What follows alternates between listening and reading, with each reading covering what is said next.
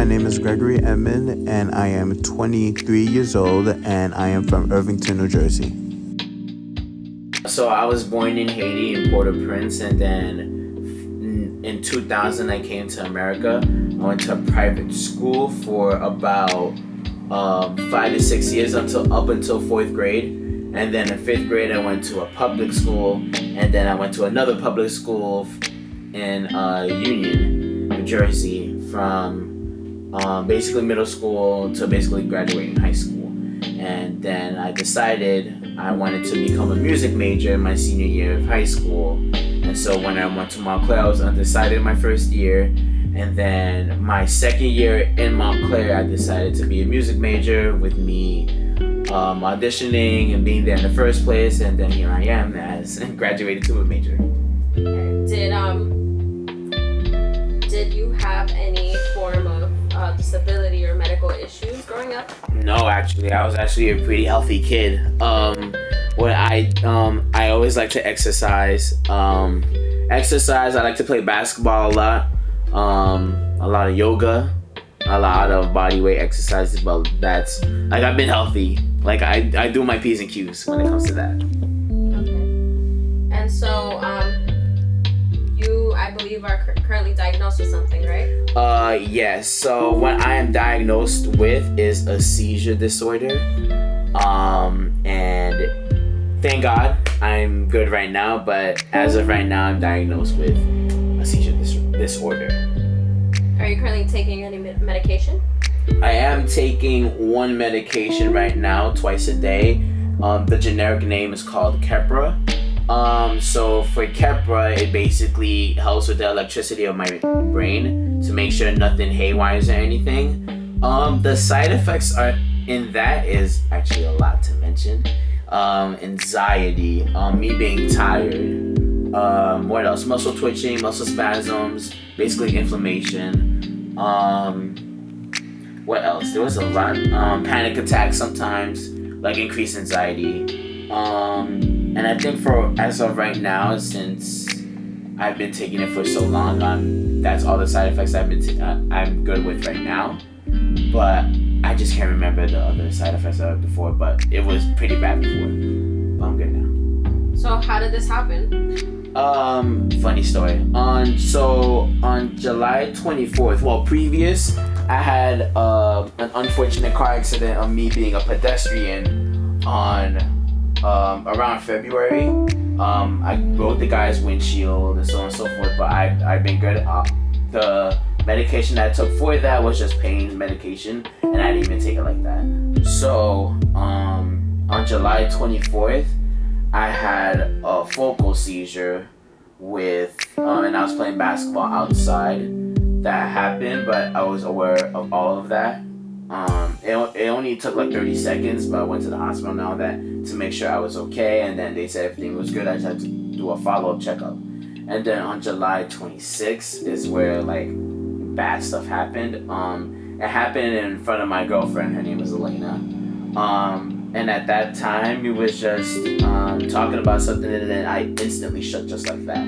I think I seized around 4 to 6 times, but I was conscious until all the way up to the hospital, until they put me with something so they could destabilize me to run some tests and everything like that.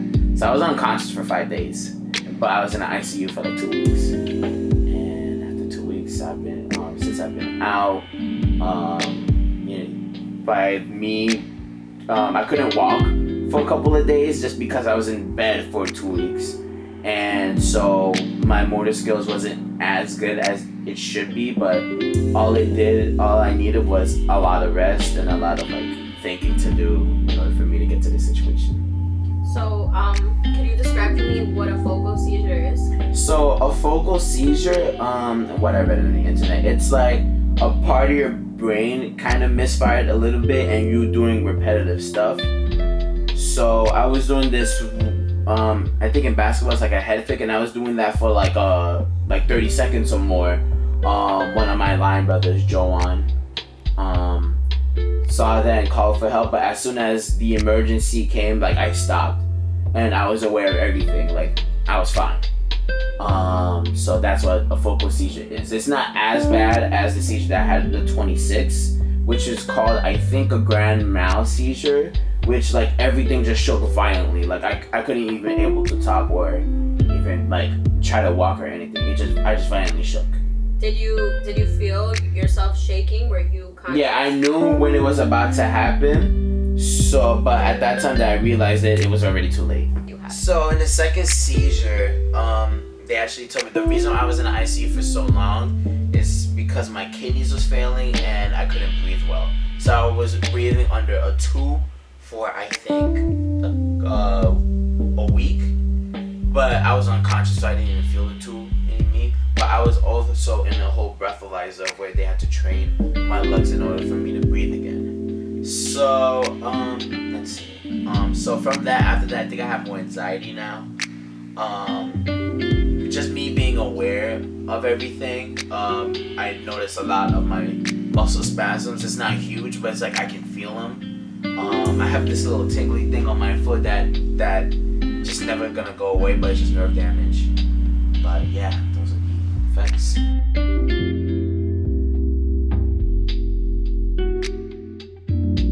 Doctor's orders were to not be in extreme weather. Like if it's too hot, don't be outside. If it's too cold, make sure you're warm, because obviously when I'm cold, I shiver, and that's already like a prompt. And me being dehydrated, meaning way too hot, is another way of also me possibly getting another seizure. So and I also can't drive for 6 months. They actually sent a letter to me saying your license is suspended medically though. So so for now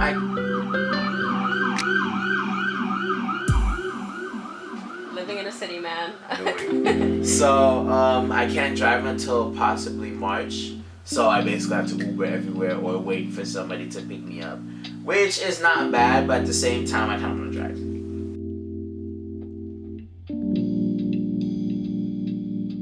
Also in the month of October, this was also when I was just taking one medication. They took me off 2 and now to 1.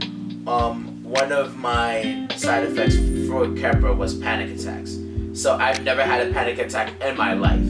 And I was just laying down in bed, and then when I woke up, I just felt like I was lifting from earth or whatever. So I was just like, what's going on? And me having my Apple Watch, I checked my heart rate and it was 150 while laying down. And then I noticed when I was walking, I didn't feel correct. So I asked my parents, is it okay if we go to the ER, because I don't know what's going on. And by the time it was still fresh. So when I went there, everything came out clear. Actually, when I went into the car, like I felt better, but I still wanted to check myself. And they said everything was fine. You probably had a panic attack. And I was like, I had a panic attack. Like I never thought I would ever have a panic attack ever. And here we go. I have a panic attack. Now I'm like subject to panic attacks. But now I know what to do to either keep me calm or just learning that it's okay, because life is gonna happen either way. So now I have tools to make sure that I'm okay. Make sure I'm in check with my feelings and make sure that I am okay. So now, because of what happened, I also been using therapeutic help. So I've been seeing a therapy, but I go like once every month or so. And she told me a lot about myself that I usually block off from my head. So now that I know the problems that I do kind of block off in my head, now instead of just avoiding it, I can attack it face on and just not remove it from my life, but deal with it in such, with spectators. What would you say is one of the things that she made you realize? She made me realize that I put a lot of pressure on myself. Granted, as everybody who knows me, like I am so full-hearted, like not saying I don't care, but I love what I love me and I love what I do. But I also what my girlfriend told me, like I don't get mad a lot. I don't get any of that emotions at all, but it's because I just don't like it. And because of that, I block some of the things that would make me angry and just say it's whatever. Instead of dealing with it, let's just say it's whatever and put it to the side. I think doing so much of putting it to the side so much that my body couldn't take it, that's also why I think I seized in the first place. So a lot of stress and buildup in me took a toll on my body, and therefore it said shake, like, you know what I mean? So I think from what she told me, I think I have to deal with stuff now. Instead of just putting it to the side, let's deal with it and then we can move on, you know? Would you say there was another form of stress that would have caused you to have a panic attack or possibly triggered seizures the first or the second time? I thought the first time was just dehydration, and I do have a thing of where I get dehydrated a lot. So I think that along with stress can put me to a point of where like I can't think straight and therefore I'm gonna shake or I'm gonna have a seizure. But I think that's it. I think it's either me being dehydrated or me stressing way too much. So. Have you had any seizures since July 26th? Thank God, nope. I'm on my P's and Q's. I've been taking my medication and I've been exercising actually. And I work at a marching band now in Clark High School, and I'm doing good. I'm actually loving my life right now, so I am doing A-okay. Would you say that seizures have taken from you performing at the workplace? In the beginning, in August, yes, because in August it was also kind of a heat wave, so I couldn't go to work under extreme hot conditions. But after a while, since it got a little bit colder, it doesn't really affect me as much. But I just can't be too excited in what I do, or else my heart will go way too much and then my mind start racing. So it's not me. It's not saying that it affects a lot of me doing my stuff, but it's just I have to be aware of what I do now. Make sure like I'm in check before I do anything else. When did you actually discover that you had seizures? It wasn't when you had your accident? When I had my accident. But it only happened, well, one time it happened once, and then that day, the 26th, I had like 4 or 5. Like one rest, one rest, one rest, one rest. And apparently when I was, what happened? When I was unconscious, apparently I was still seizing. Apparently I was out for 5 days, so. But the doctors told me it's probably one and done. Like a lot of people have that bad seizure that one time, and then you get medication, and then you're good for the rest of your life. You just need, now it's just me trying to figure out like what's good for me in terms of what gets me too stressed out, and if I get too stressed out, what should I do, so on and so forth. On a scale from 1 to 10, sorry real quick, on a scale from 1 to 10, every day when you wake up, you know, you're not promised to be cleared of any seizures, so how scared are you on a scale from 1 to 10? It used to be like 10. It used to be like 10, but I can't have that mentality no more because it just makes me stress even more. So I want to say like a 2, 1 or 2. Like, I've been given a second chance, so I'm not gonna live my day with regret or caution, so 1 or 2. But I will take precautions of making sure I'm okay. Are you scared to go hang out with your friends?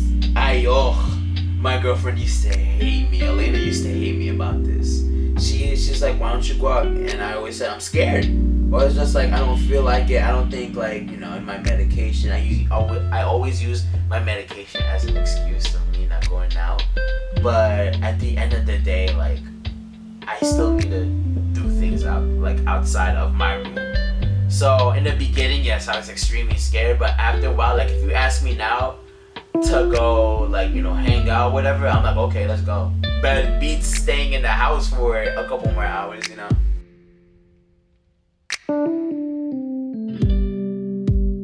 So since you're a religious person, do you feel like this accident, that this is something that had to happen? Do you feel like almost blessed, or do you feel like this is just how it had to be? Or do you feel like maybe it shouldn't have happened? I think I've been blessed with a second chance. I also really think me and my family are actually a lot closer, because of what happened. Because we don't usually talk that much. It's not because I don't like them or anything. We just don't talk. But now, because of what happened, my mom and dad understand like I need friends. Or whenever I say I want to go out and see my friends, it's for my purposes, not just me being freaked out, whatever. They do know that I have to do what I have to do, but they also talk to me on how like not to rush life. They still got me, so on and so forth. yeah, I feel like it had to happen. Like, if I had signs of where like I should chill and then I didn't get it, unfortunately something big had to happen. But it happened, and I'm still alive. So. Is this a permanent thing? Like, is there no chance of you ever just not having to worry about having another seizure? Will that day ever arrive? I think the day will finally arrive where like I think like I don't have to worry about it no more, and I'm like to this day, I kind of don't think about me having a seizure no more. It's just literally just precautions. Like I feel like the medicine that it's been provided to me will help me and make sure I'm on my P's and Q's, make sure I don't do too much. So there will be a day where I'll be 100% be like I am good, like I can go out and not worry about a single thing. Is this concrete medical information that they have said, if we find that you were okay in these next 6 months, you are good? It's not 6 months, it's like a year or two. Because the prescription that I'm getting right now, they have to lower it. They can't just take me off of it. That will actually make me have more seizures if I just stop indefinitely. So I have to slow down in order for me to see like if I'm okay with that medication. But for now, I'm gonna have to wait a year, and then after a year, they're gonna check me, and then they're gonna decrease my medication for probably another 6 months to a year, and then take me off. Probably, hopefully. Is there anything else that you feel that I haven't asked you that you want to share? I don't think so, but I will say this, and I'm telling everybody in the world out there, do not stress.